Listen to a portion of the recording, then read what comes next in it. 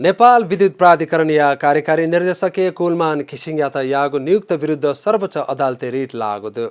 उगु पदे थ देख है खिसिङयात यागु नियुक्ति कानून ओ सर्वोच्च अदालत प्रतिपादन लिसे सिद्धान्त अखजोगु धासे वंगु सोमबा साक्य रिट बियादेगु ख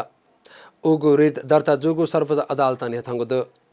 प्राधिकरणीय कार्यकारी निर्देशक पद पाखे थमा राजीनामा बियागु मधु धैगु ख निर्विवाद अथे जित विपक्षी नेपाल सरकार उगु पद पाखे सुनवाई होता बिया छुन कानुनी लिधस्या चिकेको कोचना कागु मधुनी धैगु खन निर्विवाद दुधैगु रिटे धयातगुद